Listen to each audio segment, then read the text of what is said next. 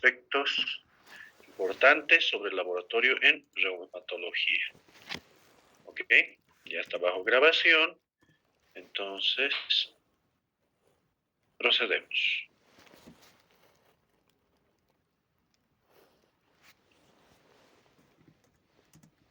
Se nota, ¿verdad? Sí, doctor. Se nota en su pantalla, ¿verdad? Sí, doctor. Perfecto.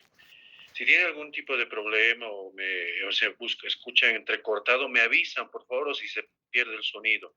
Hágame ese favorcito, ¿ok? Bien, entonces comenzamos. Precisamente para el diagnóstico de las enfermedades reumáticas nos apoyamos en diferentes aspectos, ¿no? Los exámenes complementarios, como su nombre lo dice. Y precisamente esta gama de exámenes laboratoriales nos guían en el diagnóstico un poquito más específico de ciertas patologías, como lo vamos a ver.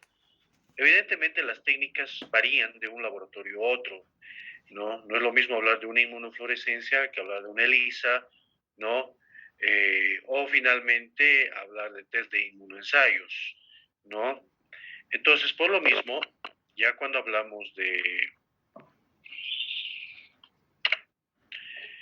los exámenes laboratoriales, tenemos lo primero, que estos mismos pueden corresponder a exámenes que tienen alta sensibilidad en cuanto a los procesos inflamatorios, como los reactantes de fase aguda, y los exámenes dirigidos específicamente para las enfermedades de tipo autoinmune, ¿no? Como los autoanticuerpos. Entonces, ese es el detalle.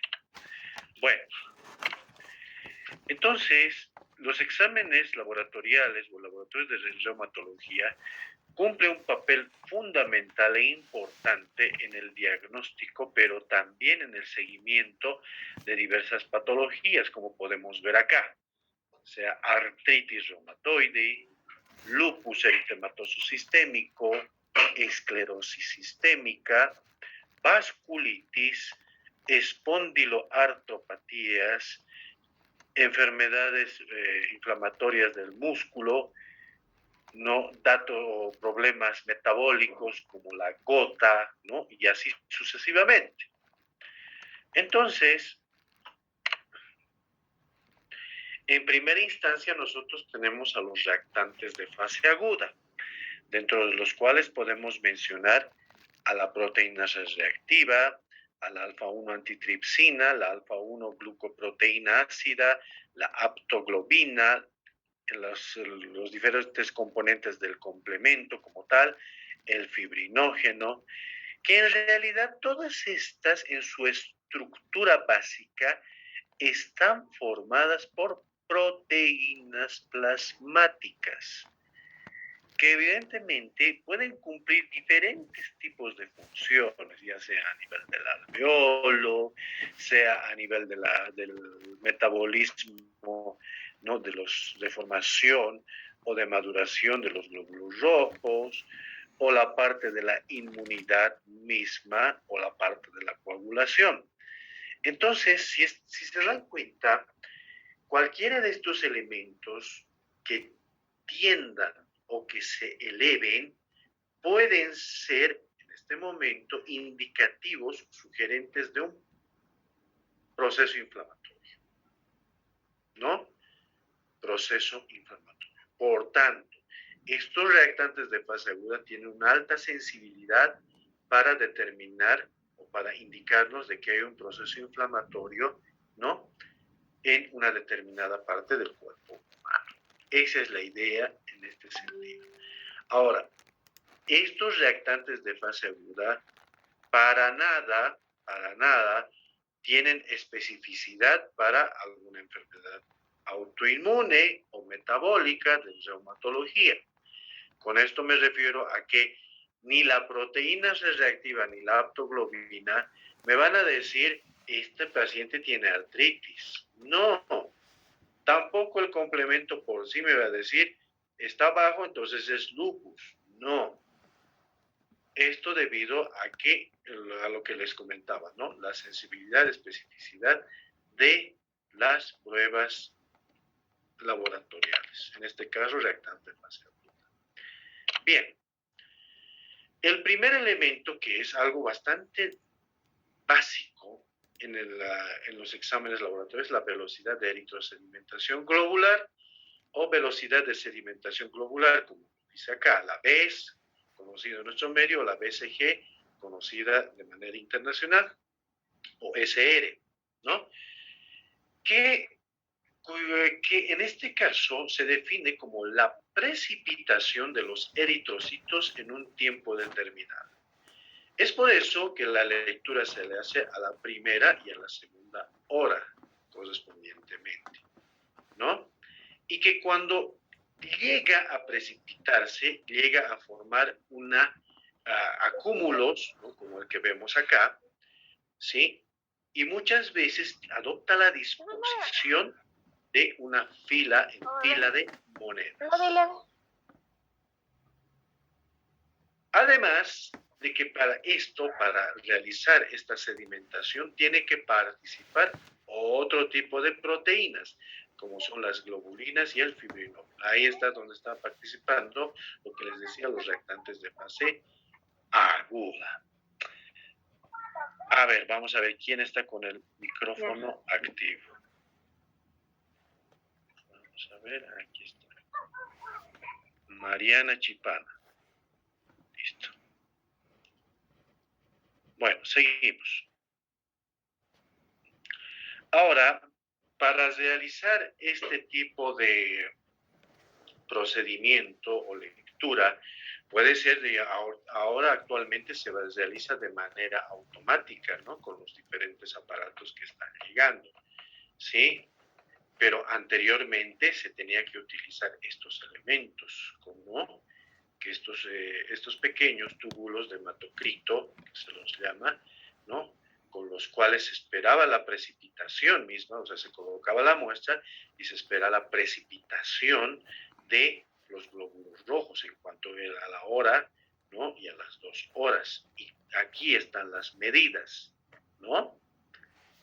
Entonces, de acuerdo a eso, pues nosotros catalogamos si está la velocidad elevada, ¿sí? Y es lo que generalmente se puede esperar en procesos inflamatorios en primera instancia, ¿no?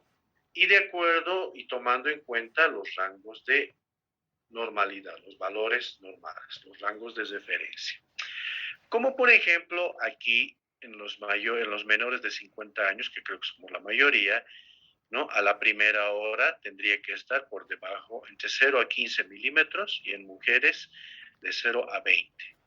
Y en adultos mayores ya se podría esperar a la primera hora en los varones 20 milímetros y mujeres 30 milímetros. Ustedes dirán por qué. Precisamente, si ustedes se dan cuenta, una parte del componente de la sangre son los elementos formes, sí, y la otra parte corresponde al plasma. Y en este plasma, pues no nos olvidemos que abunda bastante un elemento, que es el agua, ¿verdad? No nos olvidemos que las personas, ¿no? A medida que van avanzando, van perdiendo una gran cantidad de líquido o agua corporal total, ¿no? La distribución por a alterarse, ¿verdad? Entonces, por tal motivo es que ya la persona tiende a sufrir este tipo de cambios a medida que avanza la edad. Algunos son más específicos y ven por edades, por grupos etarios que se llaman, ¿verdad? Bien. Ahora, existen ciertas situaciones patológicas, ¿no? Que pueden elevar la velocidad de eritrosedimentación, aparte de la inflamación, como la anemia, macrocitosis, hemorragias, cuadros fisiológicos como la menstruación, ¿no?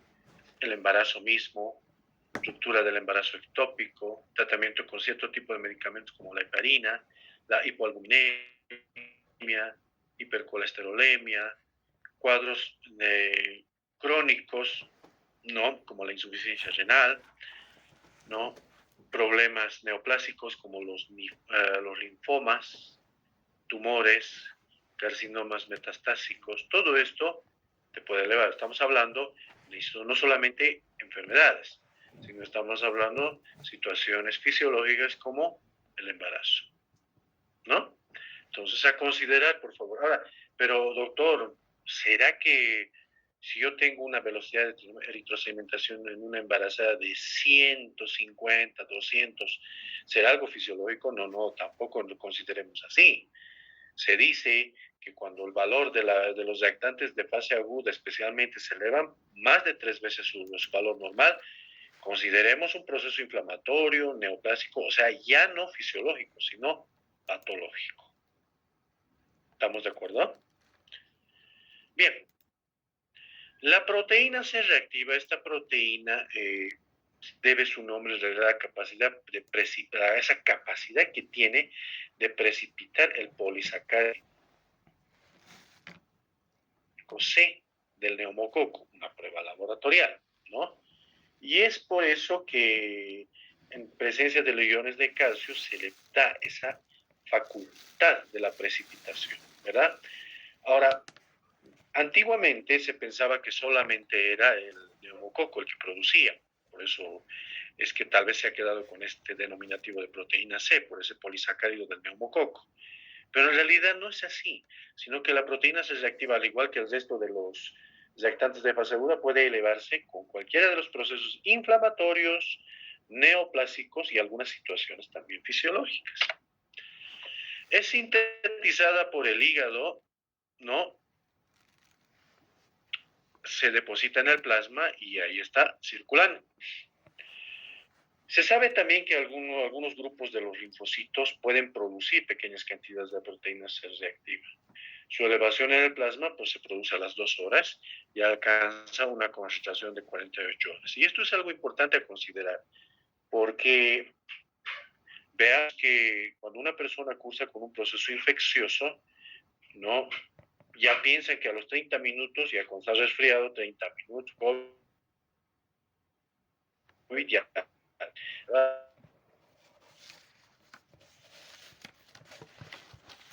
¿En qué momento puede elevarse los valores de la proteína C reactiva? Ahora, ¿tiene diferentes funciones? Sí. Da comienzo a la opsonización, fagocitosis, activación del complemento, ¿no? Activación de los neutrófilos, monocitos y macrófagos, ¿no? Parte de nuestra inmunidad. Y como ven acá, ¿no? Algunos prefieren dar estándares. Si yo tengo una PCR normal, una proteína reactiva normal, o discretamente elevada, digamos, miren que se puede presentar, como les dije, ¿no? Situaciones fisiológicas como el ejercicio, el embarazo, y ya patologías como la gingivitis, desfrío, cuadros como las convulsiones, la diabetes mismo. Pero ya cuando tenemos valores entre 1 y 10 que lo llaman moderada, vamos a hablar de cuadros como el infarto de miocardio, las neoplasias, pancreatitis, cuadros inmunológicos como la artritis. Y cuando ya están elevadísimas, más de 10 miligramos de cilitro, procesos infecciosos severos como la sepsis, traumas o vasculitis sistémica, ¿no? Y neoplasias también. Entonces, si se dan cuenta, hay ciertos elementos, ciertos estudios que nos han ubicado en este sentido para ver en qué situaciones puede elevarse la proteína C reactiva. Bien, pasamos de estos dos elementos que son los reactantes de fase aguda a pasar a un elemento que también es importante dentro de los laboratorios, como es el ácido úrico. El ácido úrico, en realidad, en su forma de urato monosódico, es el producto final del metabolismo de las purinas. Las purinas, ustedes saben que tenemos en todas nuestras células y en todas las células que ingresan a nuestro organismo, ya sea por la vía digestiva, por ejemplo, la carne. Y es eliminado por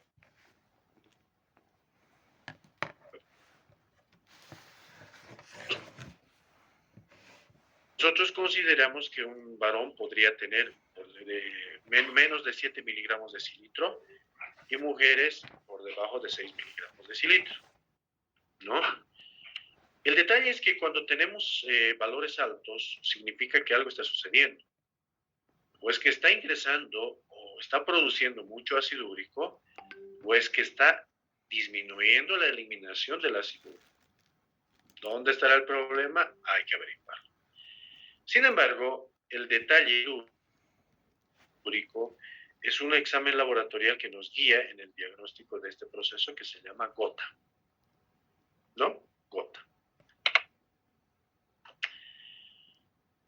De la parte metabólica nos pasamos al proceso, a las enfermedades autoinmunes. Y precisamente estos señores, los autoanticuerpos, ¿no?, son los que marcan el inicio del proceso autoinmune. Evidentemente, nosotros, a través de nuestros linfocitos B, llegamos a producir una serie de anticuerpos, llámese IgG, IgM, IgA, IgD, etcétera, ¿no? Y que en realidad los más representativos son la IgM y IgA, o IgG, perdón, que están dentro de los procesos.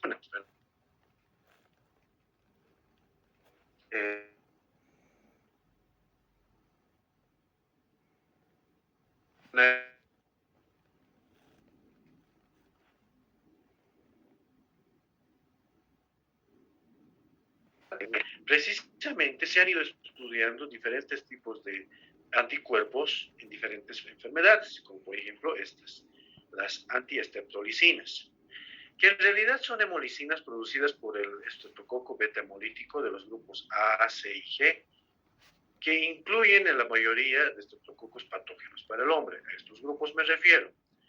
Estas hemolicinas se han reconocido de dos tipos, la streptolicina O y el oxígeno lábil y la streptolicina S, oxígeno resistente.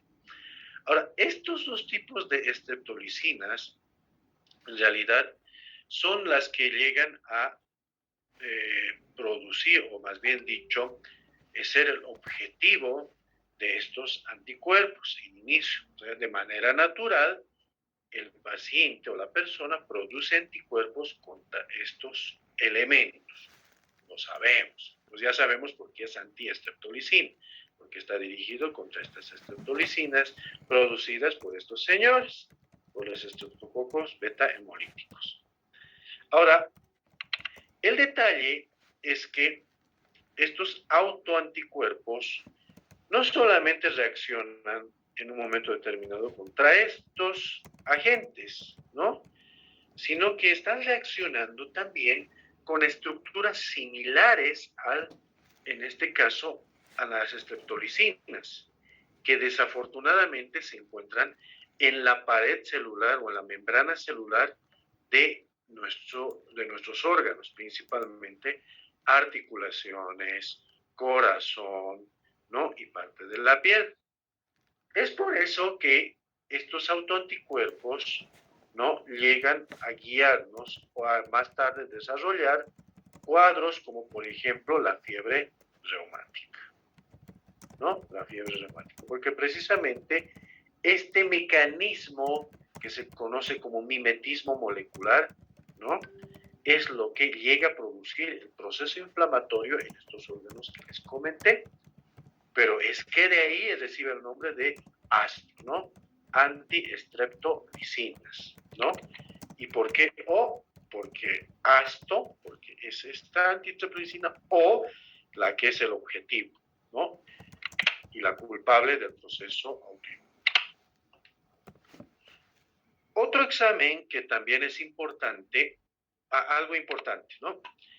Si bien tiene una alta sensibilidad en el 85% de pacientes que presentan una infección estreptocócica, excelente, ¿sí?, la especificidad no es baja para enfermedades reumáticas del tipo de la fiebre reumática. Si bien es un marcador que se puede presentar, esto también puede presentarse, este ASTO, en artritis reumatoide, puede salir positivo en endocarditis, ¿no?, y otras enfermedades, ¿sí?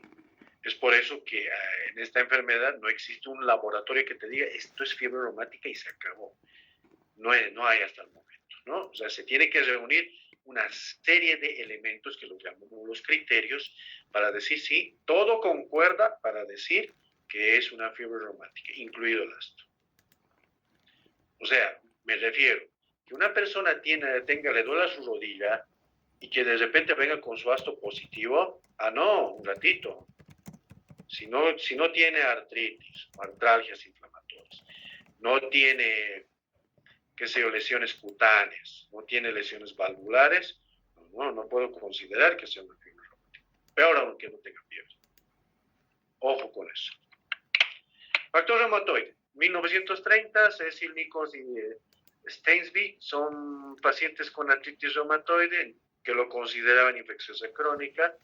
Se dieron cuenta que presentaban un título alto de aglutininas antiestreptocócicas. Mira cómo ahí vuelve a aparecer los anticuerpos antiestreptococo, ¿no? En este caso de otro tipo.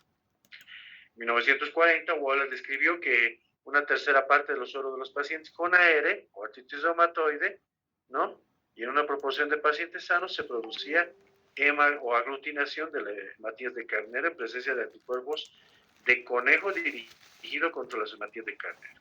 Entonces ahí es donde empieza a aparecer exámenes de laboratorio, ¿no? Que de alguna manera iban a guiar. No todo era correcto, no se olviden, la incompatibilidad de grupos, ¿no? Que de alguna manera eso iba a presentar un falso positivo. Cuidado con eso, ¿no? Pero quizá lo que los motivó a estos señores es que agarraron el grupo de pacientes con artritis reumatoide y se producía una aglutinación. 1948, Ross reprodujo el hallazgo de Waller y comenzó a hablar o asociar el factor reumatoide con artritis reumatoide. Ya le pusieron el nombre. Y en 1956 se tomó en cuenta que el factor reumatoide es un parámetro diagnóstico para artritis reumatoide. La mayoría, hasta la fecha, considera que el factor reumatoide es un elemento muy importante para el diagnóstico. No tengo por qué discutir eso, ¿no? Ahora, realizando un estudio un poquito más minucioso, Kundel y Franklin demostraron que en realidad el factor reumatoide es un anticuerpo IgM dirigido contra los anticuerpos IgG. También por esa reacción cruzada que veíamos hace un momento. Ahora, el factor reumatoide, ya posteriormente bien estudiado, se vio que no solamente es un IgM, sino también puede ser IgG, IgA, que reaccionan contra la IgG. Entonces, un autoanticuerpo que reacciona con otro anticuerpo, ¿verdad? El factor reumatoide clásico es una hemoglobina M de peso de 900.000 kilodaltons. O sea, sabemos que la IgM es la más pesada de todas las inmunoglobulinas, porque tiene más de 5 o más, ¿no?, puntos de acción contra los diferentes antígenos.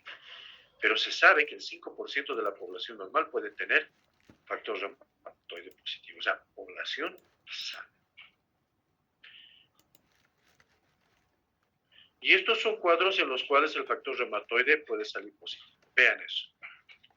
Artritis, lupus, esclerosis sistémica, dermatomiositis, endocarditis, sífilis, lepra, hepatitis B, fibrosis pulmonar, sarcoidosis.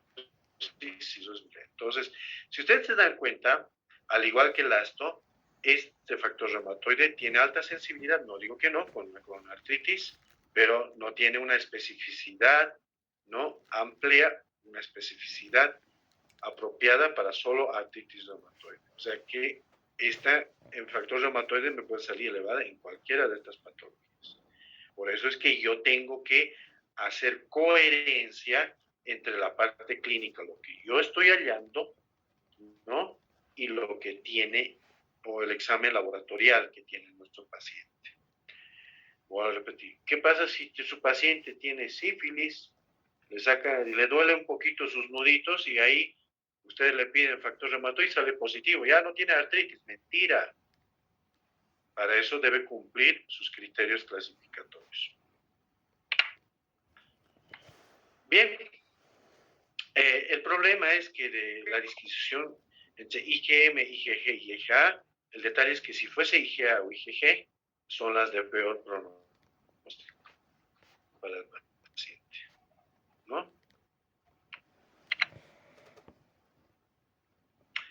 Entonces, si ustedes se dan cuenta, ahí está la aglutinación. Vean cómo aquí se está aglutinando, ¿no?, los autoanticuerpos, ¿sí? Esta granulación que nosotros vemos aquí. Y aquí no está aquí, para nada.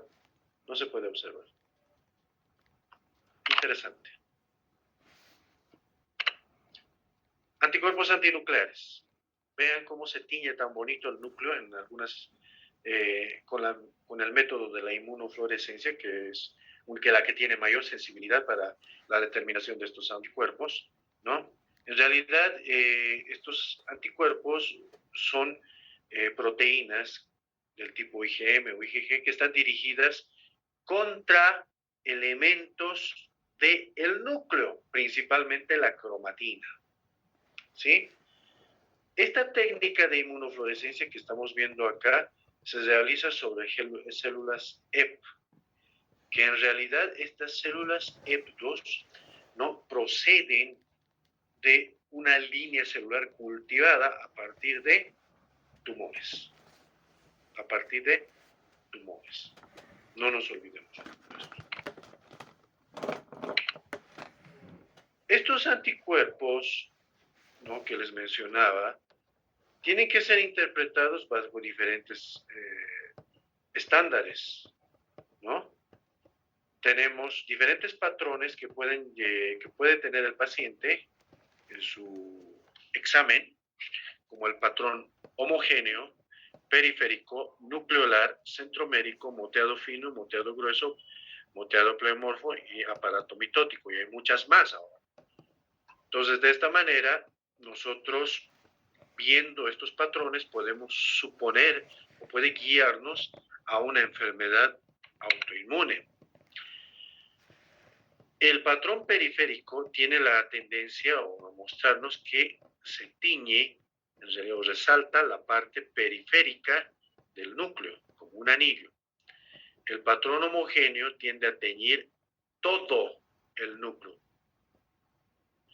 El patrón moteado tiende a teñir unas partes del núcleo, como grumos. El patrón centromérico tiene la peculiaridad de teñir al núcleo que esté, ¿no?, en proceso de división mitótica, ¿sí?, de estas células, de algunas células. Es por eso que no todas se van a teñir. Entonces, aquí nosotros vemos, ¿no?, los centrómeros ya con la polarización, donde los cromosomas se están yendo a los polos respectivamente. Y el patrón nucleolar, donde solo se tiñen los nucleolos. Por tanto, estos patrones me pueden indicar o me pueden guiar a diferentes tipos de enfermedades. Por ejemplo, el patrón periférico y homogéneo me guían al diagnóstico de lupus. El patrón moteado, lupus, Sjögren, miopatías inflamatorias, esclerosis sistémica. El centromérico, esclerosis sistémica, y el nucleolar, lupus y esclerosis sistémica. Entonces, si bien esto no me puede decir es una enfermedad de tal tipo, pero sí me puede guiar. Por tanto, tendré que complementar con el otro perfil que aquí ustedes están viendo, con el otro grupo de anticuerpos, el anti-DNA, antihistona, antinucleosomas, anti-Rho, anti-La, anti-Jo, anti-SSL70, anticentrómero y antinucleolar. Bien, y ahí viene el anti-DNA. El anti-DNA, como su nombre lo dice, es un autoanticuerpo dirigido contra la cadena del DNA, ¿no? Ahora, tenemos dos tipos de DNA, el bicatenario y el monocatenario.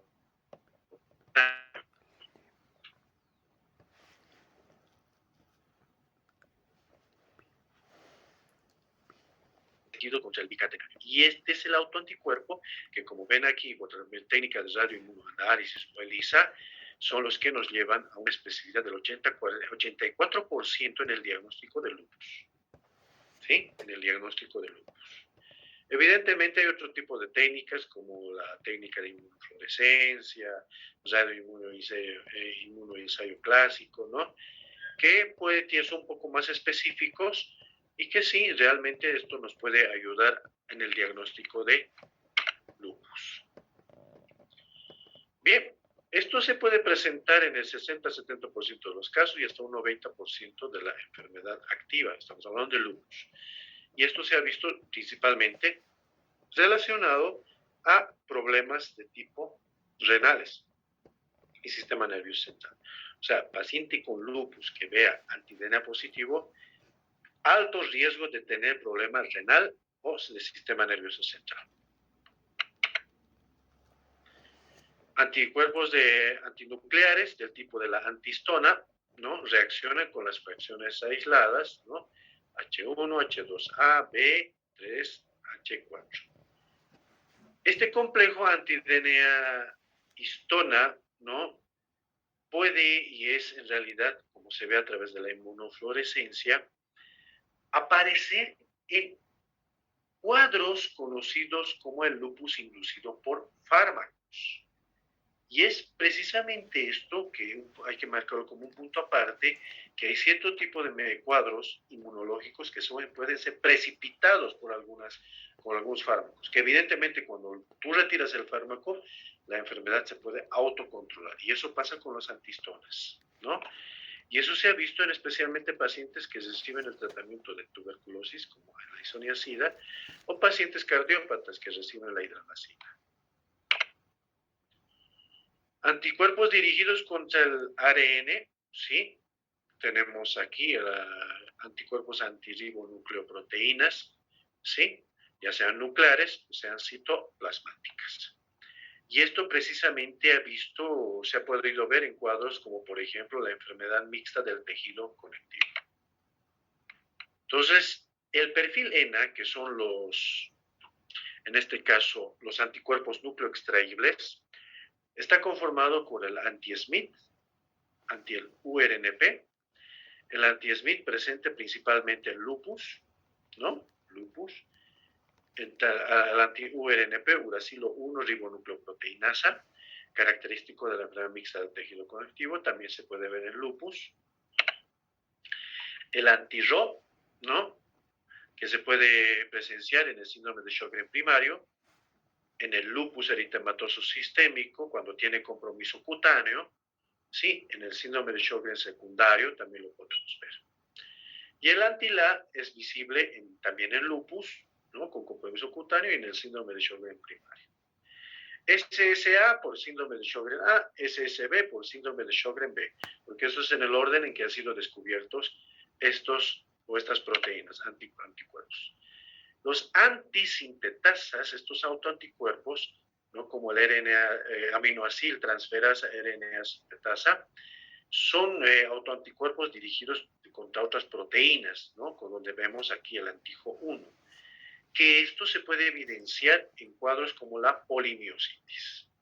Este antiyo 1 es uno de los elementos que se encuentra cuando el paciente con polimiositis, además tiene enfermedad pulmonar intersticial difusa o compromiso pulmonar. El anti-PMSCL, la combinación de este anticuerpo, nos habla de que puedes tener un paciente polimiositis y esclerosis sistémica. El anti-P-ribosomal, principalmente pacientes con lupus que puedan tener cuadros neurológicos. Anticuerpos anticitoplasma de neutrófilo o contra el neutrófilo. Estos anticuerpos que los podemos ver también, miren aquí cómo se tiñe el citoplasma a diferencia de los antinucleares. Lo pueden ver, ¿verdad? ¿Sí? ¿Lo ven? ¿Sí o no? Sí, doctor, se ve. Respondan, pues, o están durmiendo. No estoy grabando, por si acaso. Bueno, seguimos. Entonces, aquí vemos miren la inmunofluorescencia, cómo tiñe el citoplasma y el núcleo se queda así, ¿no? Entonces, estos anticuerpos anticitoplasma de los neutrófilos, me queda un minuto. Si se corta, por favor, vamos a volver a reiniciar. Les paso el link, por favor. Está dirigido principalmente por algunas estructuras que se los llaman los gránulos citoplasmáticos de los neutrófilos. Y es de que ahí sale los ANCAs, ¿no? ANCA C, si es citoplasmático, y si estuviese alrededor del núcleo, como se ve acá, ¿no? ANCA P. ¿Y a qué me guía esto? Principalmente a enfermedades como las vasculitis. Se las llama el grupo de las vasculitis ANCA, ¿no? Ahí tenemos a la granulomatosis con poliangeitis, granulomatosis eosinofílica y la poliangitis microscópica. Esas tres enfermedades. Y es pregunta de examen, por si acaso. Este corresponde a un grupo de anticuerpos que, como lo pueden ver de acá, a ver, ¿quién me dice qué tipo de anticuerpo es? De acuerdo a lo que están viendo. Que está dirigido contra el factor perinuclear, antiqueratina y antifibrilina. No, en realidad todos componentes de este elemento que se llama citrulina, que es un residuo modificado de la arginina. ¿Y dónde encuentro esto? Principalmente en membrana sinovial. ¿Qué les parece? Y ahí está, pues, ya les he dicho el nombre y en qué enfermedad podría presentarse, ¿no? Ahora, ¿qué tipo será? ¿Quién sabe?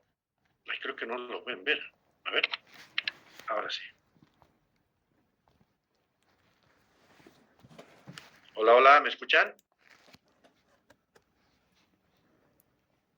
Sí, doctor, se escucha. Ahora sí, a ver, ¿qué tipo de anticuerpo es este? Doctor, es la IgM. La IgM, doctor. Muy bien, es una IgM, ¿vean? Es grande, ¿no?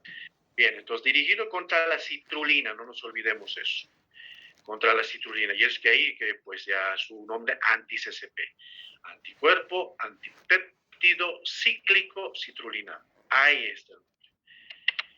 ¿Y en qué enfermedad la vamos a ver? Ahí está, la artritis reumatoide. Sensibilidad 50-85% y especificidad del 90-95%. Más sensible y específico que el factor reumatoide para el diagnóstico precoz de la enfermedad. Listo. A todos los que les he preguntado por qué es mejor el anti-CCP que el factor reumatoide y cuál es la diferencia entre los dos, ahí está la respuesta. Muy bien. Aunque este 5% pequeñito que queda todavía nos dice que también puede estar presente en cuadros como la espondilitis anquilosante o finalmente síndrome de Schotte. Hay que tener cuidado. Todo con la clínica. Y creo que para terminar aquí tenemos ya un elemento también importante que hay que considerar, la vía o el complemento. Este complemento, este sistema está conformado por proteínas plasmáticas que se producen en el hepatocito, ¿no?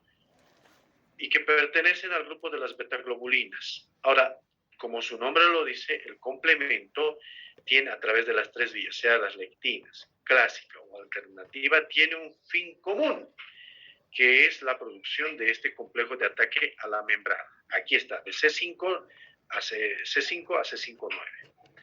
¿Qué va a producir este complejo de ataque a la membrana? Poros, destrucción de la pared, de la bacteria, virus, todo lo que llegue a atacar, o hasta nuestras propias células, si es que es así. Entonces, como verán, ya sea por las diferentes vías llega esto.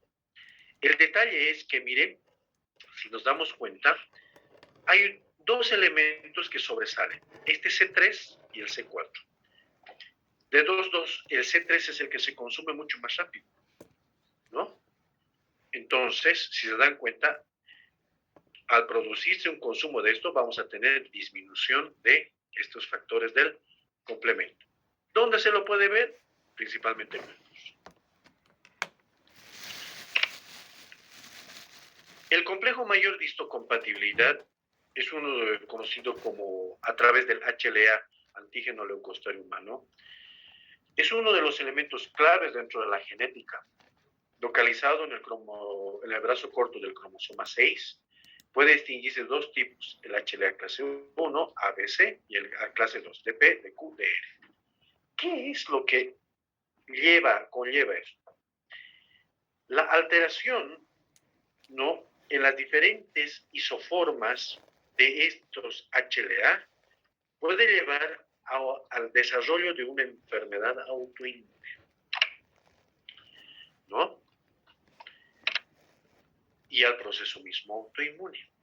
Ustedes saben que el reconocimiento de una célula se lleva a través de estos HLA, son nuestros marcadores.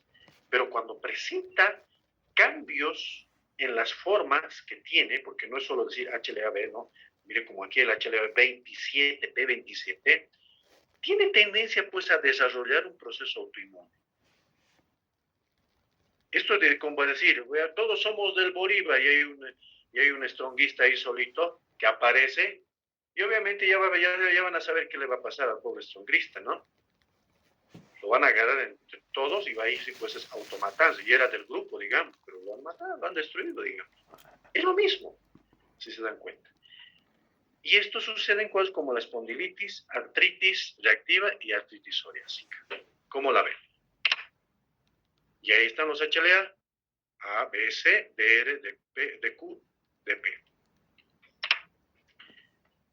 Entonces, estos marcadores, el HLA, DR, DPU, nos pueden llevar a diferentes o a la aparición de diferentes enfermedades o trastornos autoinmunes. Artritis, lupus, esclerosis sistémica, como van a ver. Muy bien, hasta aquí la parte de laboratorio. ¿Alguna pregunta para terminar?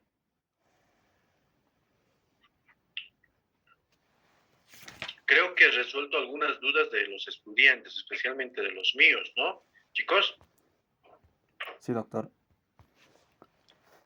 eso me agrada.